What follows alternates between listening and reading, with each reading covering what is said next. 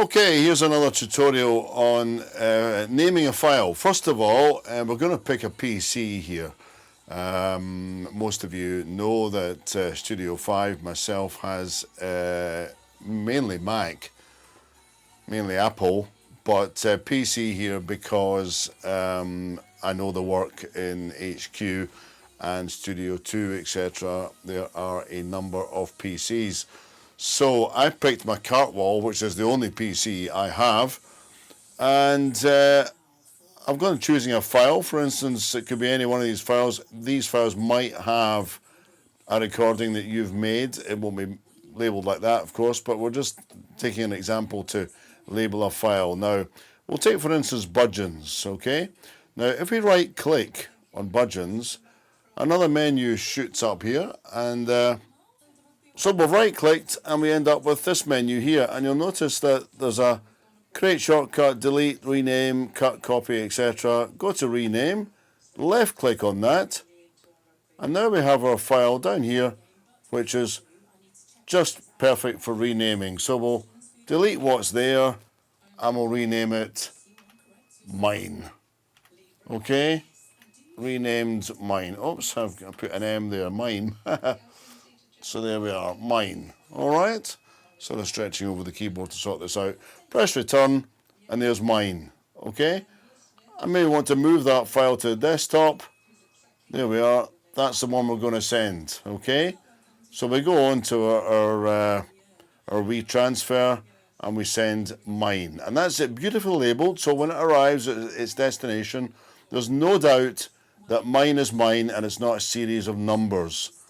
Okay, the numbers, by the way, are the date when it was recorded and the time when it was recorded, okay, which is of no use, of course, to radio.co or me. So that's a quick one on naming a file. I'll do the same for Mac, just in case you're dealing with a Mac as well. Okay, so we've got a Mac here now, and we'll put the file on the desktop. There it is, REC. To 2023 0822, recorded at 21:17 and 36 seconds. Means nothing to anybody. We're not interested when it's recorded. So what you got to do is just press on the file once, not twice, because twice opens it. So once, and then up to File and down to Rename. Okay, and then it's gone blue. So we now rename it on the keyboard as mine. Okay, and then we just click and it's renamed as mine, and then we're ready to send in WeTransfer. Okay, so that's how to do it on a Mac. Okay, welcome along to yet another tutorial. This time it's the pre-off-air checks during news or previously recorded shows, or another studio is broadcasting at the time. Now, this is where we can either have a lot of time or we can only have 2 minutes. Probably less than 2 minutes, okay? But there's enough time during the news to do these off-air checks. You may think, wow, that's not enough time for me. But once you've rehearsed it a good many times, when you're not taking over live from somebody sitting in the seat, once you've rehearsed this a good many times, you'll find you can do it in about 40 seconds. That's as long as it takes, okay? So, the best way to practice it is when someone else is on and you're taking over from that. Say it's another studio or it's a pre-record, okay? Which we're trying to get rid of as much as possible, by the way. You've probably seen the chat. So what to do is don't deal with the mic. Deal with the mic later. Music is first of all right? I'll explain why in a minute. Press play on a track once you put it in.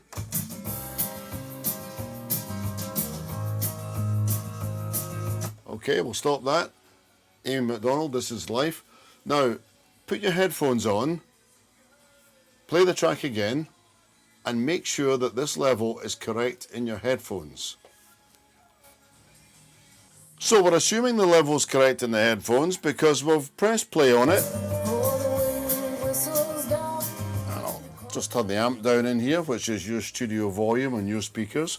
You've made sure that it's correct on the channel, and you've made sure it's correct in the output, and you've made sure that it's correct on the 2 meters. Okay? If it's there, it's 5, okay? You then move over to your headphone control, your headphone amp. Now I'm just going to show you it on the mixer. Yours in HQ is different because there's a headphone amp. So let's just assume that you've got your headphones and you pop them on, okay? And you make sure the level on the headphones is right, and you do that via the headphone amp level, okay? It can be on the mixer like that, or it can be across on the rack in HQ where you have your headphone amp. And that way you make sure the music is right in your headphones. It's comfortable, in other words, with your headphones on, okay? Next, we move to the microphone. Okay, we've moved over to the microphone this time, having put the music off. And we've selected PFL, or solo, or Q. Okay, we'll press that down, and that puts the mic only into the headphones. Only the mic, nothing else. The mic is in the headphones, okay? Made sure the mic's working. The slider at this point is still down, because there it's there, okay? The slider's down. You can hear it in the headphones. This is assuming, of course, you have some off-air time and it's not on-air, okay? And then you put the Q up, right? And you put the slider for the mic up. All the reds come on, etc. And you can now go on to the gain control for the mic just here, right? And turn the gain control up or down accordingly. Now, what you're looking for here is you're looking for to be able to speak in the mic and have it hitting 5 or hitting it well in butt. Now I'll show you what butt looks like with the mic in a second. Coming up next. Okay, we've moved up to butt on the other computer. Yours is on the right hand side, I think. Mine's on the left, but that doesn't matter. We've still got butt on the screen. At the moment, I've adjusted my gain control on my mic so that we're certainly got full ambers and just a flickering of red on my voice, okay? I've had productions from, or programs from HQ where it's been sitting there, okay, with just green on and, well, there's hardly any amber there at all. In fact, there's none. And if I shout, there's a few ambers there, but that's about it. So it's always important to adjust your gain control at the top of a mic. A mic channel has a gain control and it's always at the top. All gain controls are always at the top, okay? So adjust the gain control to suit like that, so you've got certainly the ambers and a little flickering of red. In that way, you'll be matching your voice with the music. And you don't shout over the music, you bring the slider down very slightly in order to let your voice through, okay? That's why we're called a disc jockey, because we're riding the music. Strangely enough, okay? So that's butt. Music on butt. Let's play it and see. Here it is. We'll put the mic down, we'll be able to hear that music as well. And that's what music looks like over there.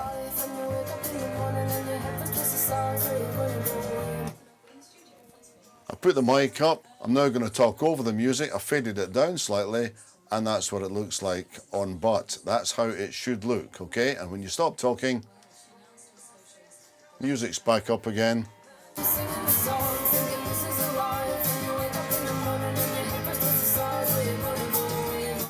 And there it is. So that's a sort of demonstration as to what it should look like. Now, moving on to the next tutorial. And by the way, these little checks can be done, I've taken a while to demonstrate them here, but you can do it, as I said earlier, in 40 seconds. That's all you need to set your music in your headphones correctly, and then you move on to the mic, put it up, make sure the gains are right, and away you go. Once you've done this a good many times, you'll know where the settings are for yourself, and you can do it during the news, and you don't need to be broadcasting to do it during the news, obviously, because the news is on from the same studio and you're about to take over. But you know when you put that mic up that it's going to be right. If it's not right, you know you can just take the gain control and tweak it up slightly or tweak it down slightly, looking at the butt meter. But that's the important thing. Always glance, don't stare at it, but glance at the butt meter just to make sure when you're talking that that's going to match the music, because you want to see that flickering red when you're talking in the same way that it's flickering red when the music's on as well. Okay, so that's fairly straightforward, I think. I think we'll move on now to tutorial number 3. Okay, here we go again. We've got a track on here, we're talking about gain controls. Remember what I said about butt? We're looking for butt to be ambers and a little bit of flickering red. Okay, so if we're running a track here,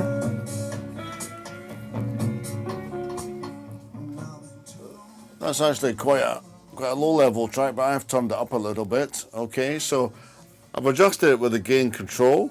Okay, sometimes we've heard stuff that's way down there. Okay, if we turn our headphones up, it sounds okay because we're still hearing it. If we turn the speakers up in the studio, sounds okay, we're still hearing it. But what the listeners are having to do is they're having to go and turn their smart speakers up or turn their own headphones up in order to hear it the same as the previous one you've just taken off. So to match it, to match that to what you've just taken off or what you're just about to play or the catwalk or whatever, we turn the gain up, okay? So that on these meters in front of me there, it's at 5, and on butt we've still got our ambers and our flickering red, just by turning the gain up very slightly. You can do that while the track's playing, or you can do it on pre-fade level. I've turned it up a bit far there. As you can see, if I turn it up too far, red lights start flashing, okay, which is not good because, yes, the compressor will take over, but it crushes it a bit for the listener and it becomes a not nice listening experience. Okay, so always make sure your gain controls are correct. If it's way down low, it's not going to sound great. If it's far too high up, it's going to sound like it's pumping. All right, so gain controls on the controller is important. This won't be quite so bad when we move over to Myriad because all the songs are in the library. They've all been put through Platinum Notes, so they should all be at the same level. So when you press play, everything should be correct. Okay, welcome back. Here we are. Just a very quick one on BUT here. BUT stands for Broadcast Using This Tool. You maybe knew that. Created by Daniel Nothan. Okay, we've got the latest version here, BUT 1.39. And when you click on the settings, this window opens. You've got main, audio, stream, record, TLS, DSP, GUI, and donate. Okay, main is where the settings are. If you press edit, that's all our details there, and the password is in there. You can show it or hide it, okay? But always make sure that these details are correct if you're having difficulty. I think they should be up on the studio wall somewhere. And audio, shouldn't need to touch all that, everything's set. Stream name, this is the one you have to touch, okay? Update song name manually for the meantime. I've got mine saved here for today. CJ's long lunch, blah, blah, blah. Press OK. Oh, press it a couple of times. Press it 3 or 4 times just to make sure. And then you can click off with that one. And then you're ready to either press that one there for connect to server, disconnect from server, or make a recording. Start and stop recording. Don't need the stream name, of course, when you're starting and stopping recording. You only need the stream name if you're creating a stream. Now, you're creating a stream to send to the radio.co server, okay? So, when you create that stream and you send it, in other words, you've started your stream, you're sending that to radio.co server, which will supersede any program that's actually going out which has been put into radio.co. In other words, a listen again or overnight favorites or whatever. As soon as you press but start, you start stream, that goes over the top and lets the listener hear what you're doing as opposed to what another pre-recorded show or pre-recorded program that is being listened to. So you take precedence. That doesn't occur if someone else is using but. In other words, if another studio is on air, you can't start streaming until they've stopped. Okay? only allow one at a time. All right, obviously. So that's easy enough. You all know how to start and stop that. Carry on. It's fairly straightforward. And when you're recording, you're on like that, and it says record time, blah, blah, blah. To stop it, stop recording, yes. And that's now saved in the folder, and you go on to rename it the way I was talking about earlier, and then it's right for sending or storing or whatever you're going to do with it. All right, so that's a quick one on Butt. Nothing else to touch there, really. Start and stop's the important thing. And on the new version of Butt here, you have, I think I've got it saved. I think I've got a picture of it. Did I get a picture of it? Yeah, that's the picture I posted a while back. That's what happens when you select connect to server. You get the green button lit up and the red one too, because the red one signifies that you're recording that show to the local PC, and the green one signifies that you've connected to the server. Okay? So I hope that's been easy to understand. Nothing too involved with these tutorials. I just wanted to try and make things a little bit easier, and a picture paints 1,000 words, so it's much easier to see what we're doing rather than just to talk about it. Okay, so obviously all studios are slightly different, but the principle is exactly the same. Okay, go over these tutorials as much as you want, make sure you understand, and once you understand, you can do it second nature. You can do it in seconds. You don't need to even think about it. All right, so it should be fairly straightforward. Any questions? Well, you know where I am.